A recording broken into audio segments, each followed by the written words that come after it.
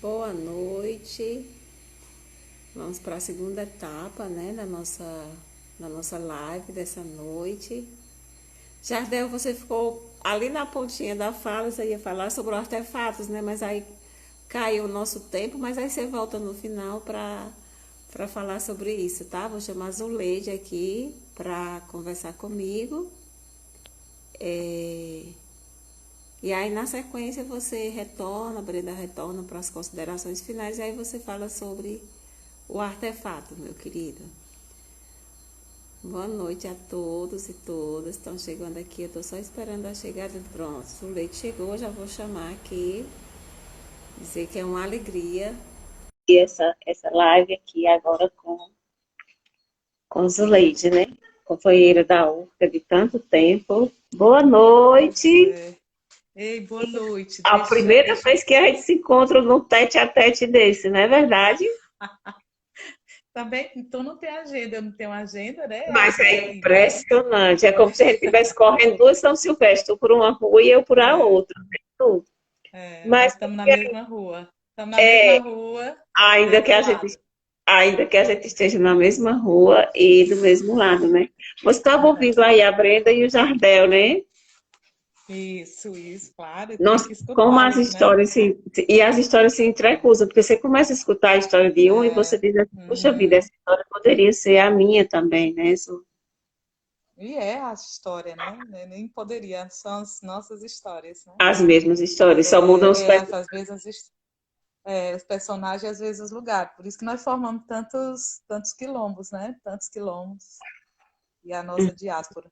Mas eu queria pedir desculpa que a minha câmera frontal ela está muito ruim, ela está quebrada. Né? Foi no 8 de março. No 8 de março foi tanto movimento que quebrou, que eu derrubei meu celular. Então, às vezes, ela fica meio apagada. Eu queria só pedir desculpa. Mas a gente tá vivendo E a, bem aqui. tá, é porque eu estou Tá. segurando. Eu não posso, se eu mudar, às Ah, vezes ela cria uma imagem aqui clara. Aí às vezes desaparece, né? Mas Laudeci, vamos começando. Eu fiquei a fala dos dois meninos, né? Meninos, eu digo isso porque eu sou a mais velha aqui desse grupo, tá? Por isso que eu me dou o direito de chamar de vocês de meninos e meninas, né? Me fez assim buscar novos elementos. Eu fui ali na minha biblioteca, peguei um material, né, quando a Brenda estava falando, quando o Jardel falou, eu peguei outras anotações aqui, fui para a internet no meu computador, né? E aí eu queria começar dando boa noite, né, a todo mundo que está aqui nos escutando.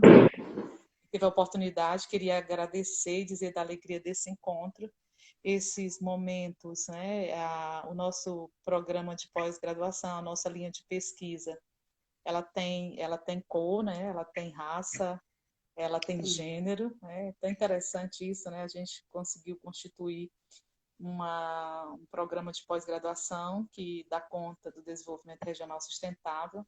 É um programa que, na verdade, faz uma crítica a esse modelo de desenvolvimento proposto pela economia positiva. Né? E aí a nossa linha de pesquisa ela tem sido essa guardiã, né, desse pensamento, e não só da escrita, né, do pensamento, mas dos corpos também. Né? Não é à toa que a nossa linha a gente tem sempre dialogado com mulheres, com LGBTs, com negros, negras, com brancos, não brancos, as pessoas interessadas em desvelar, né, e romper com esse racismo estrutural. E aí, pegando um pouco a fala da Brenda, eu me lembrei e trago aqui para a gente, né, para assim também possibilidade de leitura, né? Como a Laudece disse muito bem agora no final, ela disse: você quer discutir se você é racista ou não, você não quer ser racista, então senta aqui que a gente tem muita puxa o coisa para banquinho que a conversar, conversa é né? comprida. É. A conversa é comprida, amei, amei. E aí eu queria dizer, né, que uma das leituras hoje para mim obrigatória, né, está sendo as leituras da Bell Hooks, né? Então, Uhum. e aí esse livro, quando a Brenda falava aí do nosso lugar de fala, né? O título do livro dela, né, é Erguer a Voz, Pensar como Feminista, Pensar como Negra. Né? E aí ela começa, né, o livro dela falando do direito de falar, né? Ela diz assim, como as mulheres foram licenciadas ao longo da história, e se as mulheres não negras foram licenciadas na história, você há de imaginar as mulheres negras, né? Como quando você conversava com ela, eu colocava no chat, né? Eu dizia assim, as mulheres brancas, para calarem, diziam que elas eram histéricas, né? Por isso que o Freud vai ser tão importante para estudar a histeria, né? E essa nosso inconformismo. Mas naquela época, nós, mulheres negras, nem existiam enquanto mulheres, né? Exatamente. Nem éramos reconhecidas nesse gênero, né? Uhum. E aí nós não fizemos parte dessas mulheres histéricas. E aí, mas nem por isso nós deixamos, né, de receber, né, um título. E aí ele vai além da histeria. Né? Da histeria é alguém que eu posso tratar e eu posso cuidar. Mas a nossa é atrevimento. Atrevimento. Então, atrevimento, Então, é ser negrinhas atrevidas. Negrinhas Né? atrevidas. Pois é. E o que é ser esse atrevido? Aí é tudo, né? Tudo que ele compõe esse racismo estrutural, né? Quer dizer, não, você não tem esse lugar de fala e você se atreve. Quem é você?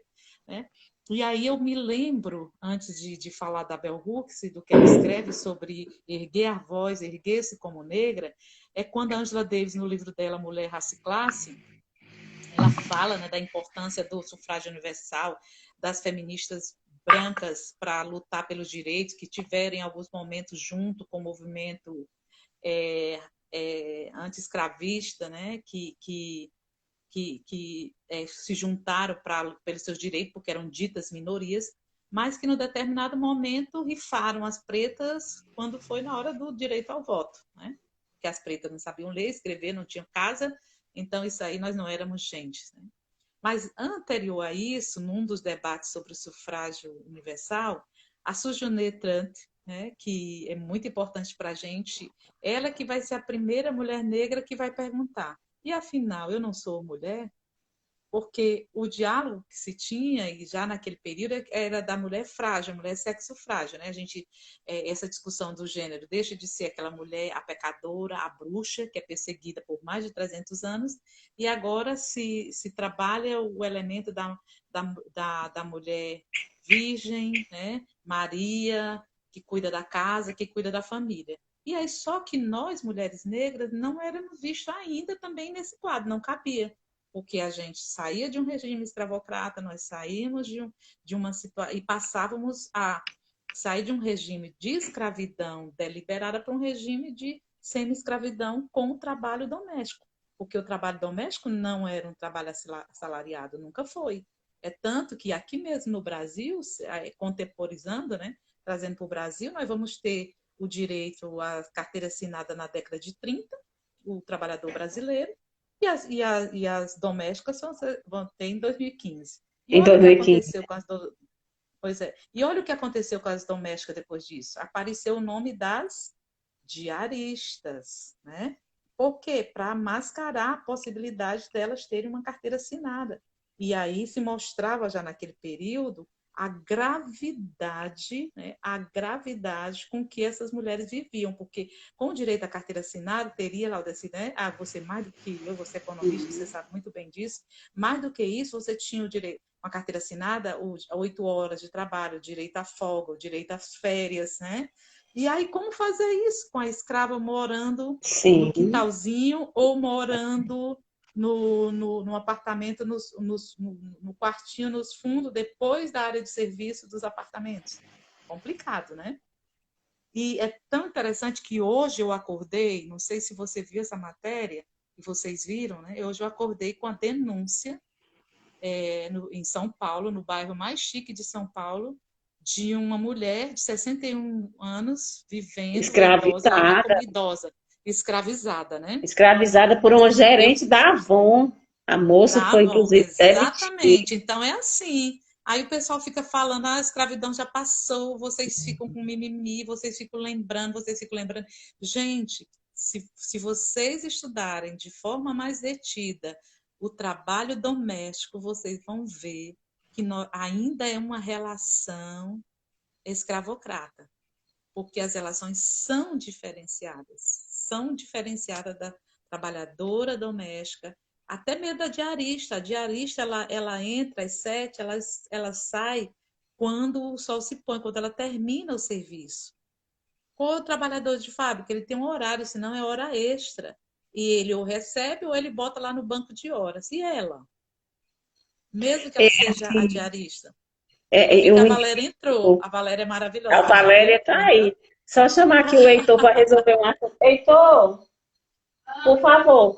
Zuleide, um indicativo disso, que assim, não precisa nem a gente fazer grandes estudos antropológicos, eu sempre questiono isso, esse costume de chamar a mulher negra que trabalha na casa a menina que cuida dos meus filhos, a menina que trabalha Tem lá em nome casa. não. Quer dizer, e eu sempre questiono, às vezes, em alguns debates, que eu digo, pô, se você não consegue sequer atribuir um nome a essa trabalhadora, imagine reconhecer os seus direitos. Imagine reconhecer o seu papel. Isso ficou muito latente agora no início da pandemia, né? Eu e mais um grupo de mulheres protagonizamos um movimento que era Pague Sua Diarista, ainda que ela não possa ir trabalhar por conta da pandemia, né? E eu lembro que em determinados espaços essa campanha chegou como algo muito estranho, que era, mas se ela não está trabalhando, por que é que pagaremos a dela? Sim, ela vai ficar à própria sorte, porque até hoje não chegou o auxílio emergencial. Mas existe, mesmo o grupo que chegou com 30 dias de defasagem entre o dia que nós começamos o isolamento e o dia que o auxílio chegou, foi pelo menos 30 dias, quer dizer. E o Fantástico mesmo colocou que 1/3 delas ainda não recebeu, né? Ainda não recebeu. Uma coisa que eu estava lembrando aqui na tua fala, eu até anotei aqui, quando você falou sobre a luta das mulheres e as mulheres brancas, né? O início do feminismo como essa luta das mulheres brancas, e eu fiquei pensando que até essa questão a luta da emancipação da mulher trabalhar fora, da dona de casa, não chegou em determinado momento até a gente. Porque se a gente não tem um papel de uma afetividade, que é outro assunto que acho que merece outra live, né? De uma afetividade do corpo negro, né? O direito ao amor, que é outra questão da outra live. Tem um livro maravilhoso, né? Que é de uma tese de doutorado de uma professora da UNEB, que é Solidão da Mulher Negra. Ele Isso. tem PDF, inclusive, esse livro, né? Da E Pacheco. aí, então, se a gente não tem sequer esse papel de corpo negro como corpo para a afetividade, não só corpo para a sexualização, como que a gente vai ser considerada donas de casa, né? Como que a gente vai romper esse papel, né? E aí, dona de casa, não, sabe, assim, é engraçado que essa questão de dona de casa, sabe, Laudêncio, vou dizer uma coisa para você. Isso é tão distante para mim, essa história de dona de casa, assim, nunca coube direito, né? Porque acho que para gente isso nunca foi um marcador, né? Então, eu nunca dei a devida importância, não, essa história do ser dona da casa, né? Talvez eu tenha, agora envelhecendo, eu possa ter isso, mas eu nunca... Eu acho que foi a distância mesmo, de não vislumbrar isso, né? Como possibilidade da vida. E aí eu queria falar um pouquinho da minha formação, né? Porque que eu sou atrevida, né? Sim, como é que você inventou esse atrevimento? Heitor, esse atrevimento, né? por favor, Primeiro, porque eu sou muito grande, né? Sou muito alta. Gente, é tão engraçado. Quando eu cheguei em 94, quando eu cheguei em 94 na UCA, 1994, né?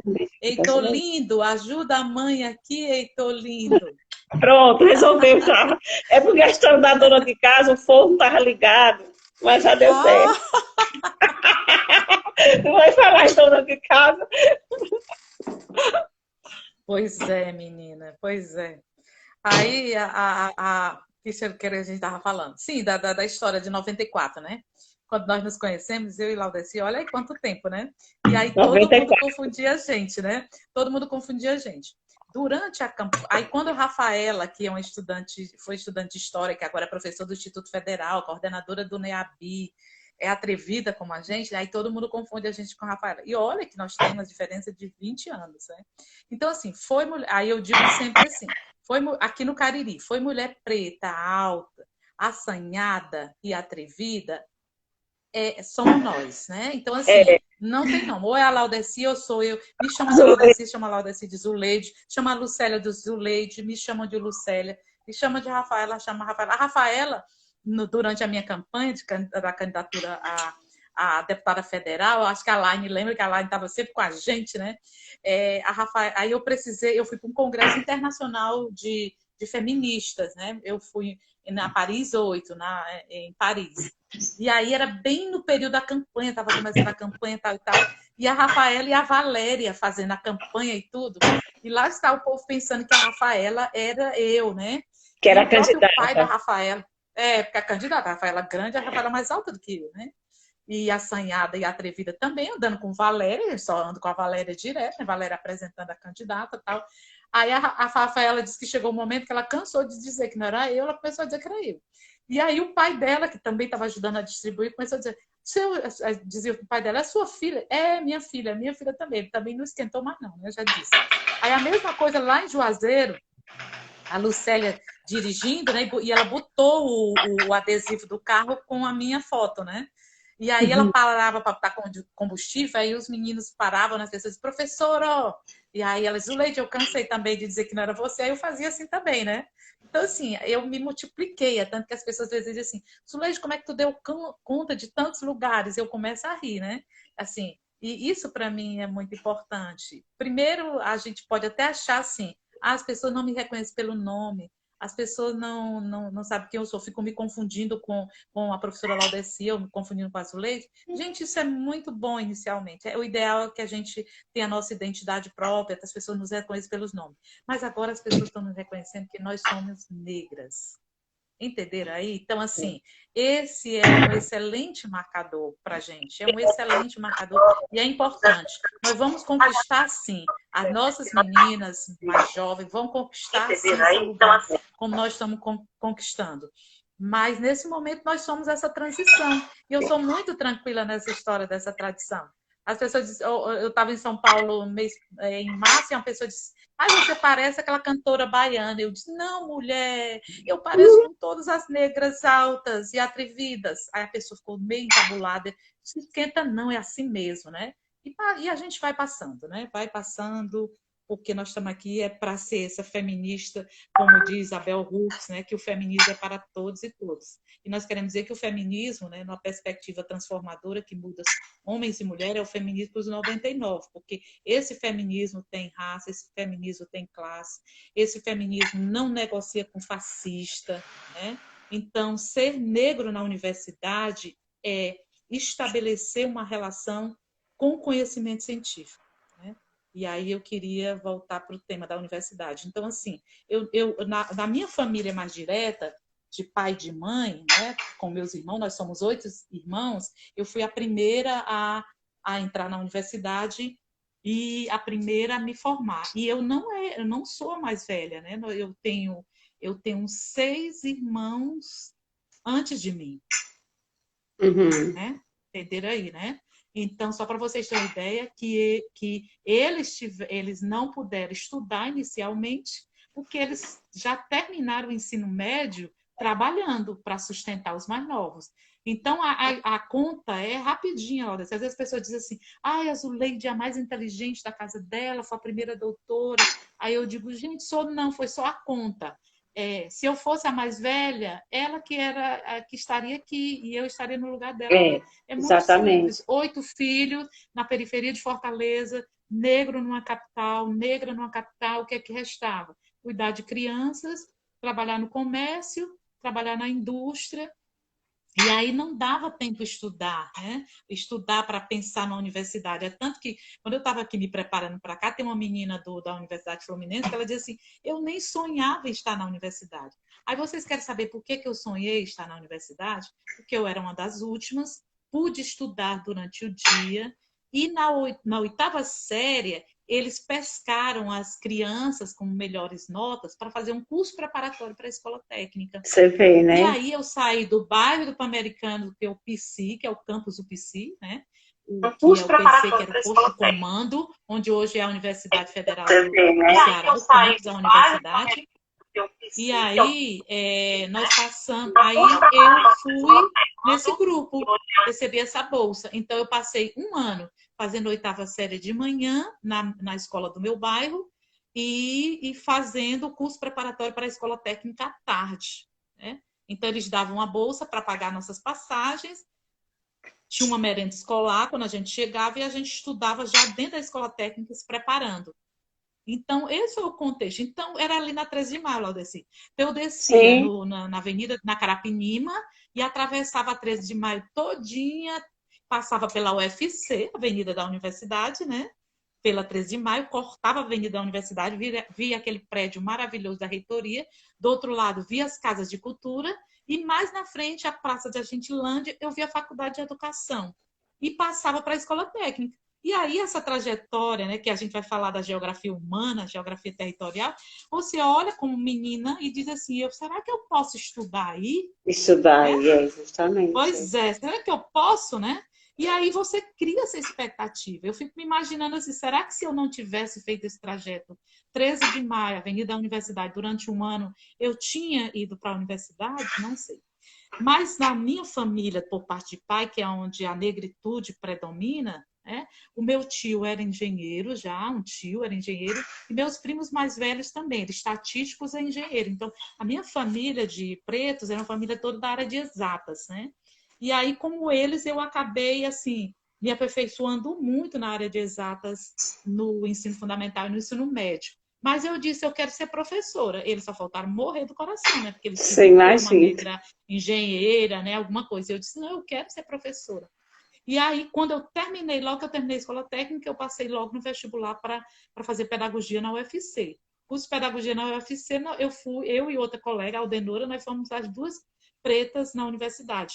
E a nossa referência foi a professora Isaíra, que era negra, vinha da arte e que depois se tornou professora na faculdade de educação. As nossas professoras eram todas lindas, maravilhosas, de pérola de linho, mas mulheres revolucionárias também, feministas, né? E a gente, primeiro em Fortaleza, eu aprendi a ser feminista. Depois do Cariri, né, com o encontro com Valéria e Verônica e com a negritude, principalmente em Barbalha, né, esse cinturão de pretos que tem por conta da cana-de-açúcar, foi que eu fui me constituindo mulher negra, né?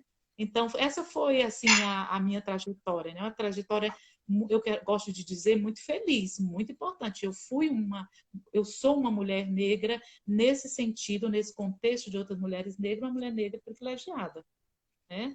Então, o que serve esse privilégio dentro dessa maioria negra, né? Serve para a gente ter mais compromisso, né? A gente tem mais responsabilidades. Meu pai pergunta, por que vocês estudaram tanto? Eu e a mais nova, né? Nós somos as duas pós-doutoras na nossa família. E ele pergunta, a Vivi é em Química, eu sou em Educação, né? E ele pergunta, meu filho, vocês estudam tanto e vocês lutam tanto? Ele vê a gente nas greves, né, na universidade. Aí a gente diz, papai, a gente tem muita responsabilidade, porque poucas de nós conseguiram entrar na universidade. Então, assim, É, traz muita responsabilidade, né? o que eu estava falando para a Brenda agora há pouco, que além da gente ter a intempérie, que é natural, né, dos estudos, né, você precisa ser disciplinado, você precisa ter profundidade, você precisa ser ético, né? Nós estamos agora diante dessa situação aí desse ministro que não está conseguindo comprovar suas fontes, sua tese, sua dissertação. Isso só me reporta que além da Se a gente gente... fizer uma coisa dessa, a gente já estava Ah, presa, amiga. já está sendo lixada na Estava praça, no né? presídio feminino, esticado na Você praça. imagina Isso, quantas e quantas pessoas não já devem ter escaneado minha tese e a sua para ver se encontrar alguma coisa parecida. é. Mas aí me Pois vem que é. é profundidade de Eu não você ter... vi. Laudeci, engraçado que por mais que esteja tudo errado nesse governo que está aí acontecendo, eu não vi essa pescaria de títulos É, do outro ministro, né? Eu não vi isso assim, né? que eu estava reportando. Porque, assim, além da gente ter que Pois ter é. seriedade, profundidade, uma postura ética, entende? A gente tem que observar que Uhum, todos os passos que a gente dá, em uma situação uhum. de conflito e de interesse, nós seremos muito mais escaneados do que qualquer outro, né? Porque Exatamente. primeiro é novo essa coisa de alguém dizer que tem mestrado e doutorado no Brasil, no mundo no mundo da política, e de repente ela se Uhum. debruçar para fazer toda uma leitura, linha a linha, dos materiais, eu não estou aqui defendendo o ministro, enfim, o problema é sério, mas só para chamar a atenção também dessa variável, né? Porque a gente precisa Uhum. estudioso, disciplinado, ético, sério e o que é mais importante, estar o tempo todo atento, né? Na Porque você se ponta, coloca. na linha, e andar na linha o tempo todo. E sabe outra coisa também, Laudeci, que esse mês foi muito provocativo? Foi o debate que está tendo sobre a Exposit, né? Cariri, Exposit Sobral, Exposit Iguatu e agora a Exposit Fortaleza. Chegou no debate em Fortaleza, então esse debate ganhou corpo, né? E isso é muito importante porque a gente precisava fazer com que esse debate ganhasse corpo. Mas eu queria lembrar o Exposit Mulher Negra, né? Será que nós vamos ter, né? Porque o Exposit Mulher Negra vai dizer muita coisa, né? Porque quando a gente vai olhar a história das mulheres negras e a história do nosso embranquecimento, né? O que nós somos coloridas, somos negras retintas, somos negras mais claras, somos negras mais isso, somos negras do cabelo liso, somos negras do cabelo puxadinho, é, como foi que deu esse processo, né, entre aspas, civilizatório, disciplinador no Brasil? Né? Muita situação de estupro, muita situação de Sim, assédio. Né? Então, quando eu vejo o debate, por que eu reconheço a necessidade de acolher as meninas? Porque elas precisam entender que na história da humanidade, da constituição desse Brasil, as mulheres negras foram estupradas. Muitos dos seus filhos foram filhos gerados de relações que elas nem podiam dizer que queriam ter, não tinha nem esse direito. E aí, esse acolhimento precisa passar por essas meninas de entenderem como é que se dá as relações e o racismo estrutural no Brasil. Por que nós somos posse, né? Esse direito, o direito do escravo, o direito da mulher. A gente precisa aprender com essa dor. Eu não queria que a gente aprendesse doendo desse jeito, como está a vida delas e a vida de muitas famílias. Mas lamento que a gente tenha que aprender dessa forma, né? Compreender. Porque quantas mulheres negras, porque não tinham endereço, não tinham trabalho, não tinham sobrenome, não podiam fazer a denúncia na delegacia, fazer um BO. A ela não era nem dada esse direito, nem dado o e direito de muitas, ficar com os filhos. muitas mulheres negras são filhas de prostitutas também, né? Porque além de ter a questão do estupro, no Nordeste brasileiro, assim, o descuido, Não né, com casava, né? Então não casava, não exatamente. era mulher da vida, né? Não casava, inclusive a expressão essa, né, mulher da vida, assim, não casava Uhum. e não restava outra alternativa, assim, é bom também observar essa própria questão das prostitutas como uma impossibilidade e outro tipo de inserção, de sobrevivência mesmo. Se você observa, assim, como é que essas mulheres foram parar ali, né? Primeiro por essa Esse, sexualização do corpo preto, né? A ideia uhum. do sex appeal, da coisa, esse A imaginário, mulata do sargentário, a é, mulata tipo exportação, né? Agora, na exatamente, hora de pagar a mulata, agora na hora de pagar, ela é a carne mais barata do mercado, né? Então, é interessante, né? Ela é o símbolo do desejo, né? Dizem no discurso, mas na hora do pagamento, ela é a mais barata, né? isso, Aí por isso que a Elza Soares vai cantar, ela não canta, né, só para chamar atenção, né? Esse é o preço internacional. É tanto que muitas, lá quando a gente estava nesse congresso internacional, né, a gente viu o depoimento das mulheres, muitas mulheres africanas que foram colonizadas pelos portugueses, né, então fala o português de Portugal, né? Elas no mercado, elas se dizem brasileiras, para poder receber um pouco mais, porque elas são as mais baratas, né? Elas são as uhum, pretas mais baratas, né? A gente, por ter tido essa mistura, nós galgamos um lugar um pouquinho melhor, mais abaixo das asiáticas e das europeias da Europa mais do norte, né? Mas, assim, esse é um contexto. Deixa eu voltar para a Brenda, que sim, ela vai já pode. voltar aqui para a gente, né? Falando disso. Como é que a Bell Hooks, tá? que aí a gente volta à Brenda, né? A Bell Hooks, ela diz, crescer a voz, responder, retrucar, significa falar como uma igual e uma figura de autoridade. Significa atrever-se a discordar. E, às vezes, significa simplesmente ter uma opinião. Nós não podemos ter opinião. Olha, nós somos mulher e, além de ser mulher, somos preta. Aí não dá, né, amiga? Não dá mesmo para ter opinião, né?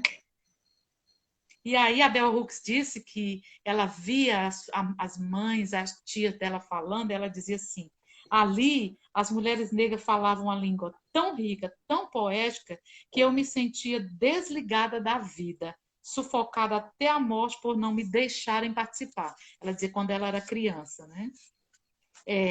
E aí, quando essas mulheres começavam a falar, elas eram atrevidas e ela era vista também como loucas, né? Como as não negras. E aí diziam que era loucura. Não só isso, além do abuso físico, ainda diziam que elas eram loucas, né? Isso tudo, aí a Bell Hooks vai dizer, era punição para a mulher que falasse muito. Então, ser educada é falar pouco. Ser educada é não levantar a vista, né? Ser educada é sentar com as pernas fechadas, né? Ser educada é não usar determinadas roupas, né? Então, assim, ainda hoje, por que eu estou falando isso? Parece que isso é muito atrasado? Não é, gente, porque, assim, as mulheres e as meninas podem até fazer sucesso com todas as suas roupas, com seus cabelos de toda cor, de todo jeito. Mas na hora do bom casamento, entre aspas, né, nós sabemos com quem eles vão casar. Exatamente. Porque a mulata é para a sexualização, né? E a mulher branca é para a constituição matrimonial, né? E aí, inclusive entre os homens negros, né? Também, porque né? O sonho da família é embranquecer, né? E aí, a que eu estava falando com o Breno, Zuleide, que só deu vontade de retomar agora, que a gente precisa desmanchar esse imaginário, porque além da gente ter toda essa materialidade, né, que a gente já falou bastante aqui, tem também a ideia do que vai se construindo enquanto arquétipo, entende? Que lugar é que ocupa a imagem do corpo preto, né? Tanto do corpo preto masculino como do corpo preto feminino, né?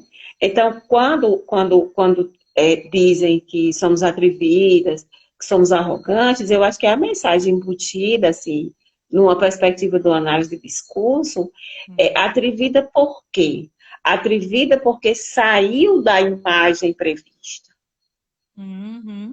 Então, você chega para ocupar a cena, mas você não vai chegar como a mulata, né, naquele papel, como a prostituta, né, como determinados lugares que foi destinado a você, mas você chega com o lugar de fala de uma doutora, você chega, né, então, eu acho que a gente precisa a formação é importante. A formação ela é importante para a gente afirmar a nossa existência para a desconstrução dessa ideia, né? Desse imaginário de um inconsciente coletivo muito, muito montado em toda a história do nosso país, né? Então, é abrir espaço para a gente conversar, para a gente falar, acolher as diferentes nuances, né, que se apresentam. Assim, não é porque somos mulheres pretas que somos todas de um mesmo pensamento, né? Mas, no fundo, nós temos uma mesma questão, né? Que é vencer esse racismo estrutural. Exatamente, exatamente. E uma das coisas, assim, eu queria nessa rodada mais para o final, eu queria dizer que hoje, né, pensando em formas de resistência, né? Tanto localmente, a nossa referência de ter o GRUNEC como primeiro grupo de organização de negros, né, desde 2001, assim, foi o pontapé inicial. Eu acredito que até no Ceará como um todo, né, tanto que hoje, mesmo que a gente já tenha constituído o Movimento Negro Unificado, que é um movimento negro nacional, que nasceu na década de 70, inclusive com a Lélia Gonzalez sendo uma das fundadoras, mas aqui no Ceará e na região do Cariri, o GRUNEC se constitui como um dos primeiros grupos bem organizados que se mantiveram, né? Isso é importante a gente dizer. Então, por isso que para a gente é muita referência não só no âmbito do Cariri, mas no âmbito do estado do Ceará e até mesmo nacional. E mais recentemente, nós estamos fazendo parte também, que se vocês depois quiserem ver na internet mais informações para saber como é que nós estamos discutindo e juntando os negros no Brasil, né? A gente está fazendo parte do movimento Coalizão Negras por Direitos, né? É um grupo constituído o ano passado, parece que a gente estava assim, adivinhando o que vinha pela frente, né? Esse isolamento, e que nós íamos ser os mais afetados e as mais afetadas. E esse movimento se constituiu ano passado, e ele é que está pautando a agenda da situação dos negros nesse período de isolamento, né? Se não for pautando mesmo no sentido de estabelecer essa agenda de cobrar direitos, de cobrar políticas públicas. E ele fez recentemente, está no YouTube, um vídeo muito legal, que eu acho que a voz é o seu Jorge, se não for a voz muito parecida. Enquanto houver racismo, não haverá democracia. Então, Sim. essa é a afirmação que a gente vem trazer, né?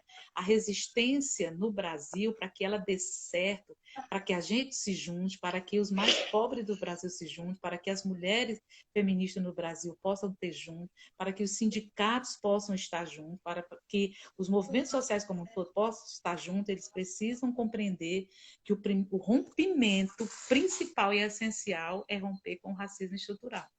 Nós não vamos ter antirracistas, nós não vamos ter antifascistas se a gente não acabar com o racismo estrutural no Brasil. Então, não, aí o filme é: enquanto houver racismo, não haverá democracia. Porque não Outra, adianta a gente levantar a bandeira, tá aí, nós já temos uma Constituição Federal maravilhosa, uma Lei de Diretrizes e Bases da Educação Nacional maravilhosa, um Estatuto da Criança e do Adolescente maravilhoso, uma Lei Maria da Penha, uma Lei do Feminicídio, um Estatuto do Idoso. Então, a legislação nossa avançou. O direito, né, a gente conseguiu convencer muitos estudantes, né, e professores e profissionais no âmbito jurídico que estão no nosso campo, estão nos defendendo como nunca. Mas a lei não pode ser letra morta, né?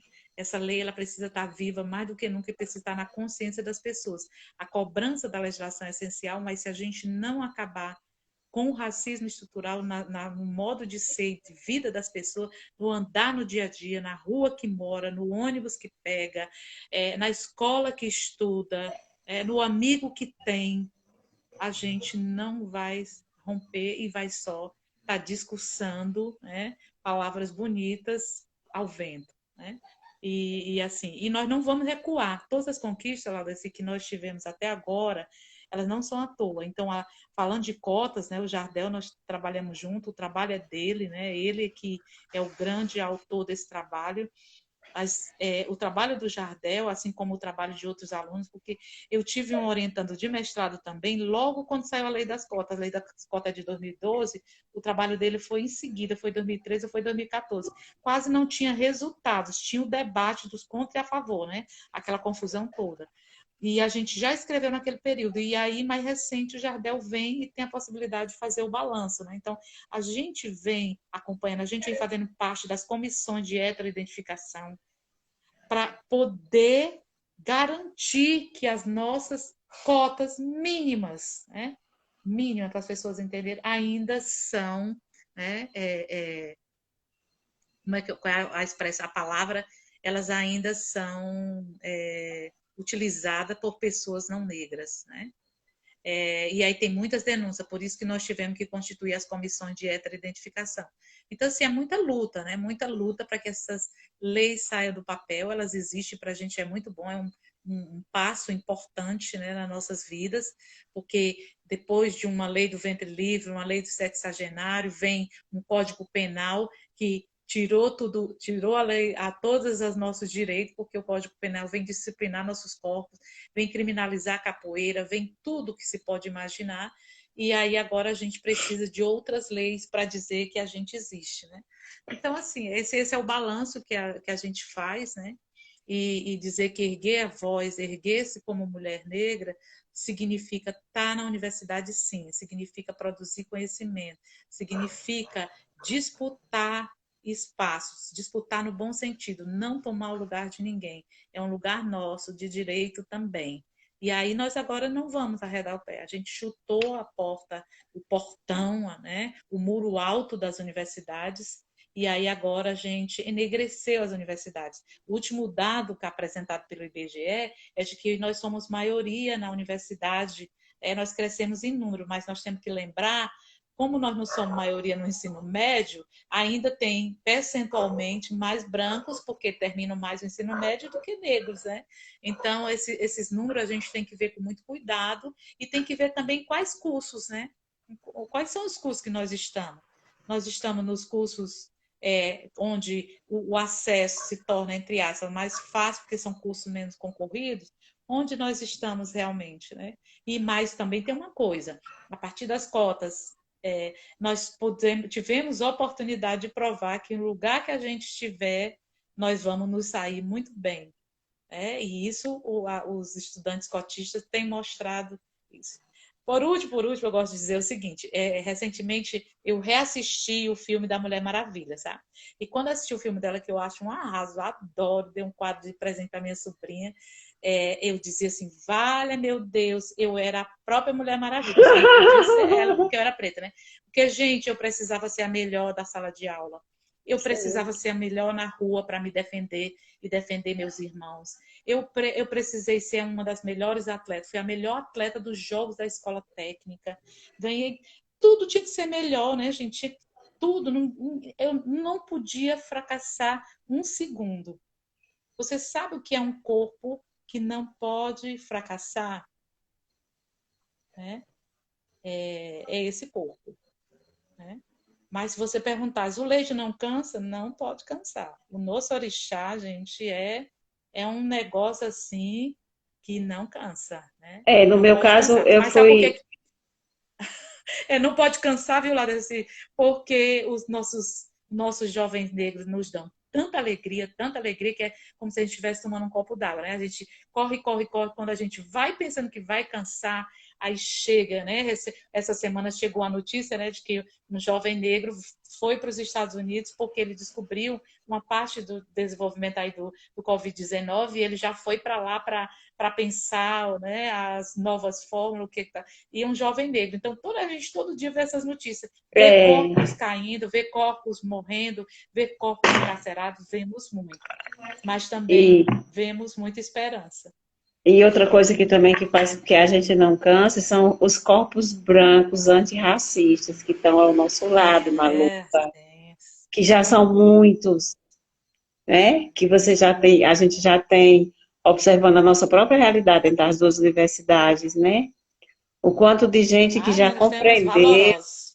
valorosos, assim, né? É, Corpos antirracistas que estão, que estão na luta com a gente, né? Que estão, inclusive, aqui nessa live, nos ouvindo, fortalecendo. Meu maior presente, não sei se ela ainda está aí, meu maior presente me deram assim de presente foi a Adriana, dar uma disciplina para a Adriana, né? A Sim, Adriana, essa mulher maravilhosa que a gente não se conhecia, se conheceu, entre aspas, é obrigatório, porque entramos no programa, fomos trabalhar a mesma disciplina, e aí a Adriana é um presente. Ela está nós aí, tivemos Adriana. uma vivência incrível na Casa Pretas, né? Quando estivemos ouvindo Valéria, a disciplina itinerante, eu e a Adriana, os nossos alunos do PRODE, e Valéria ali era verdadeira imagem de uma fala qualificada com a gente, né? E a Adriana tem essa referência, assim, como é que a gente está construindo esse outro lugar também com pessoas que, ainda que não sejam negras, são antirracistas, né? Que não querem mais, não querem mais o fortalecimento desse lugar. Quando você estava falando aí da trajetória, né, de que teria que ser a melhor atleta, a melhor estudante, eu fiquei pensando assim, como que é complicado também quando as pessoas pegam a gente e transformam a gente numa espécie de Marte, né? Pegam a história da gente e colocam como romantizar a superação, né? Eu procuro desconstruir isso da minha história, assim, de essa coisa de apontar e dizer, mas olha, se ela, com todas as dificuldades que teve, chegou, todo mundo chega. Não é verdade, não precisa chegar dessa forma. A gente não precisa chegar com tamanhas Que sequelas. as meninas elas têm que chegar de forma mais tranquila. pode chegar em Não tem que paz, correr corrida semana. né? Não pode. Ok, Zuleika, você gostaria de acrescentar mais alguma coisa? Que eu vou chamar a Brenda e Jardel aqui para se despedir, que nós estamos no finalzinho já da Ai, segunda gente. hora. É. Pois essa história do Instagram, na próxima nós vamos fazer no YouTube, porque é bom a gente ver todo mundo, Todo criar assim, o mundo nosso quilombo, né? A é, gente vai já ficar devendo. Eu acho que esse mesmo tema, esse mesmo grupo, a gente pode pensar uma no YouTube, pensando mesmo esse tema, ser negro na universidade, né? Aí pensar um aluno isso. da graduação. Eu acho que a gente podia trabalhar esse tema como um ciclo de debates, né? Trazendo depoimentos, histórias. Eu acho fundamental a gente se ver. Quem foi que fotografou? Teve um período na UCA que eu tenho essas imagens. Eu pedi, ele é do curso de letras, que é fotógrafo. Vai me falar o nome dele aqui, um artista maravilhoso. Eu disse, fotografa para mim todos os estudantes negros, pede para eles para você disse que sou eu que estou pedindo se eles autorizam.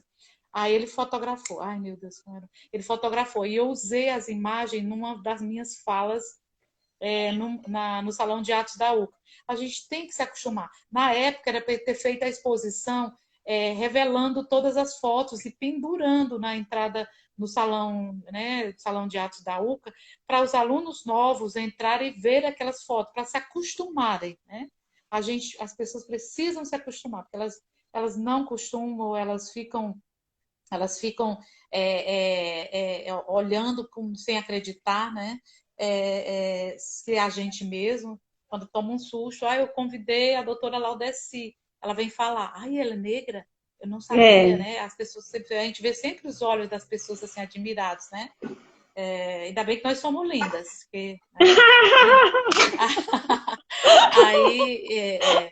Aí eu quero, assim, aí para encerrar, eu quero agradecer muito a Laudeci a oportunidade de estar contigo, né? A gente tem muitas histórias juntas para contar, a gente passou por muita coisa juntas, né?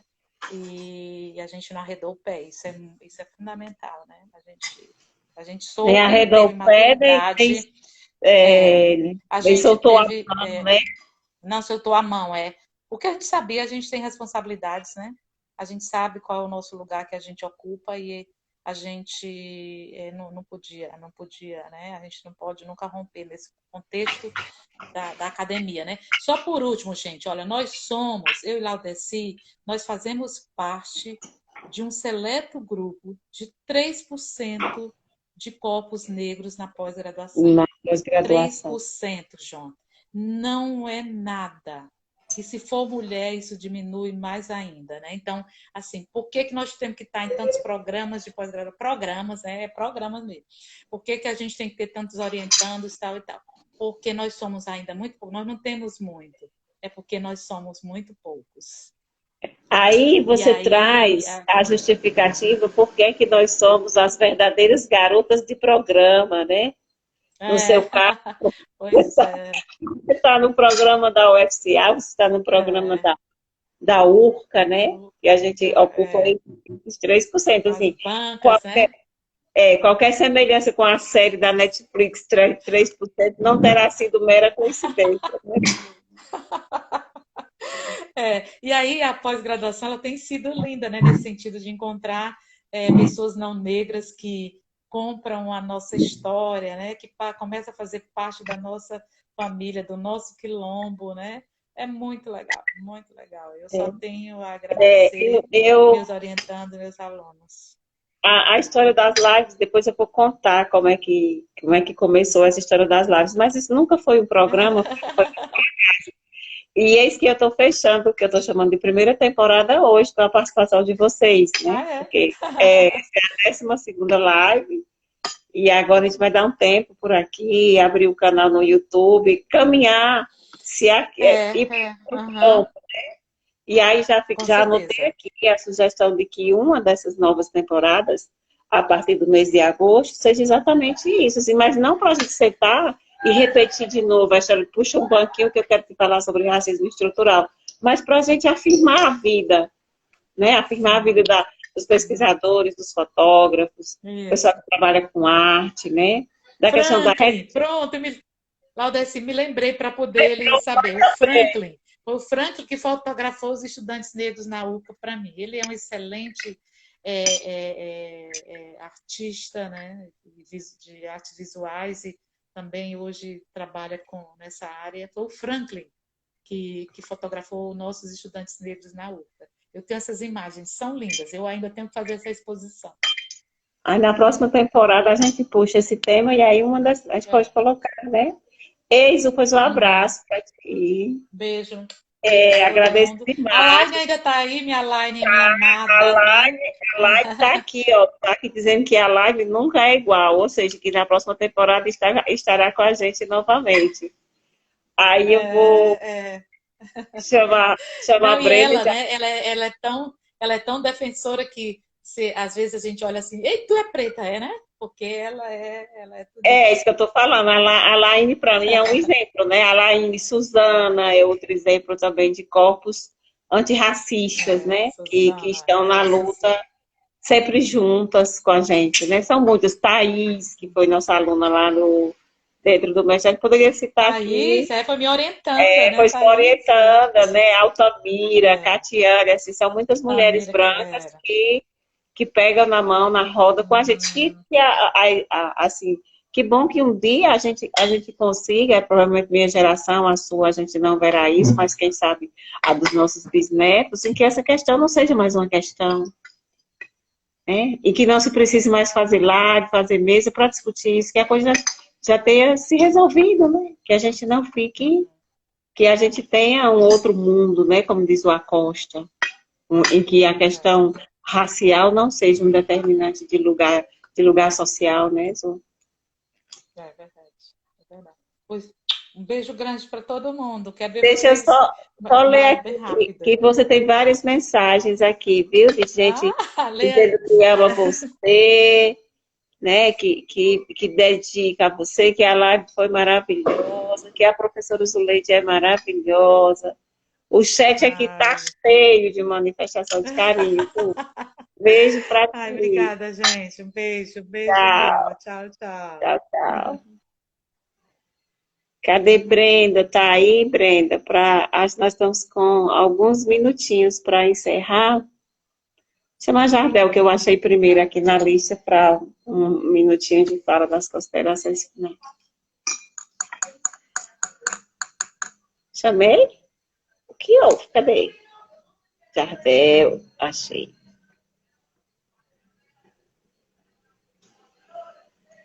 Chamei Jardel aqui, Brenda, chamo já você, que a gente está com um tempinho aqui correndo. E acho que ele foi interrompido quando ia falar. Estamos aqui. Oi, você ia fazer suas considerações finais e o tempo lhe derrubou a live, né? Mas fique à vontade, agora tem só 2 minutinhos, mas tá. Então, é um prazer e uma alegria, e eu agradeço esse momento. A senhora justamente corrobora ainda para a nossa luta antirracista, dá lugar de fala aos sujeitos, né, seus orientandos, aos seus alunos, aos seus colegas, e a própria senhora que tem aqui, né, um lugar de fala para isso, para trazer uma discussão e reflexão urgente e necessária sobre esse tema. Então, só tenho a agradecer, coloco à disposição, e agradeço também a participação de todas as pessoas que assistiram, né, que as questões aqui, elas levem uma como a professora Valdeci, ela sempre fala nas aulas dela, principalmente quando ela vai construir o conceito bem viver. Obrigada, viu, Jardel? Muito, muito, muito obrigada por a sua participação. Gente, a live vai ficar gravada assim, tá? Primeiro 24 horas para vocês reverem e depois elas voltarão no YouTube. Pois um beijo para você, Jardel. Eu vou chamar a Brenda aqui, porque acho que eu tenho mais 2 minutinhos para cair. Beijo, muita gratidão, meu querido. Cadê aí? Cadê? Engenheira Brenda Sá.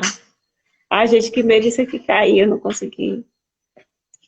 Brenda, chegue às carreiras. Oi!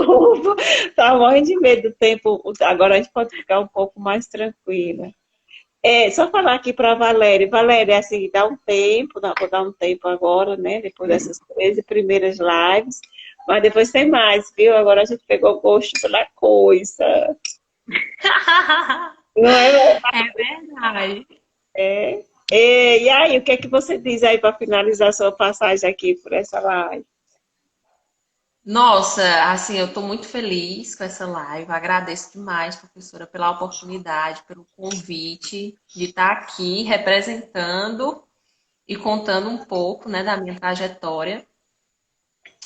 E aquela mensagem, né, para você, negro, negra, se identificar, se reconhecer, jamais se sentir inferior em situação alguma na presença de qualquer pessoa, porque a gente tem que brigar por direitos iguais, sim, né? Mas lembrando que nós não somos diferentes.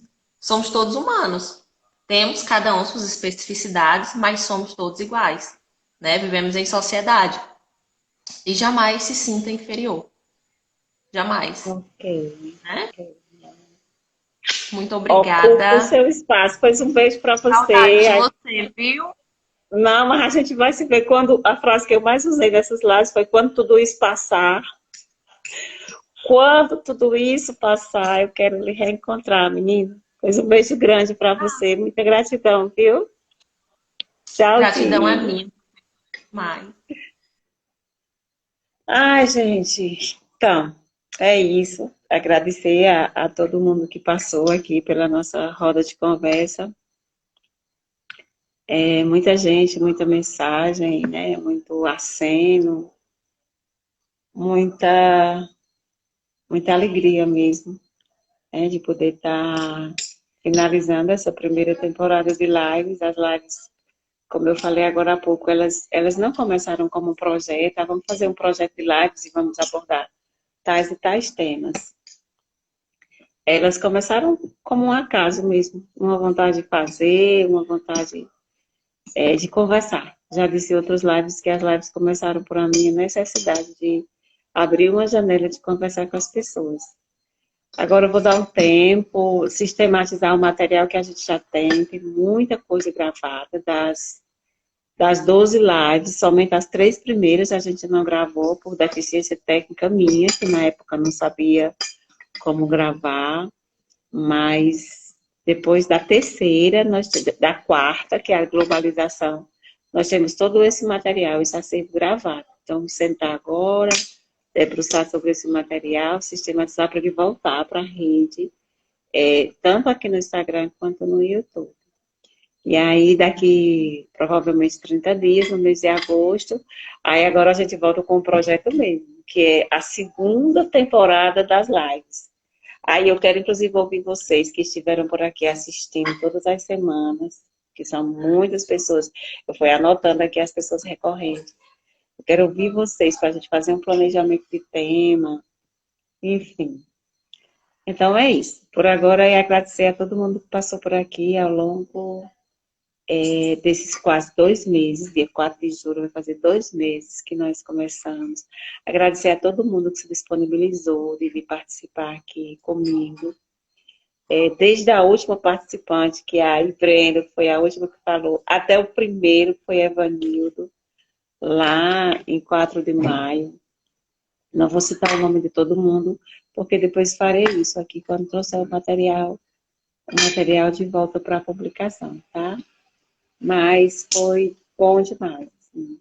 Me ajudou demais a compreender o isolamento social, meu papel como educadora no isolamento social, como é que eu poderia continuar contribuindo, ainda que as universidades estivessem fechadas, que os nossos alunos estejam isolados. Então, me ajudou demais a compreender. Enfim, é isso. E só deu certo porque tinha parceiro para vir aqui conversar e você estava aí do outro lado assistindo. Então, muita gratidão. Agora eu me vou. E aí já tem outras lives que a gente está conversando, mas agora eu vou dar um tempo para descansar um pouco e sistematizar melhor. Por hora, é deixar um abraço para todo mundo que passou por aqui. Estou vendo que Rayane, que esteve na Necropolítica, acabou de entrar aqui. Eu estou nos agradecimentos. Essa live vai cair 18, 17, 16, 15. Tá finalizando. E muita gratidão, gente, muita gratidão. Foi muito bacana mesmo.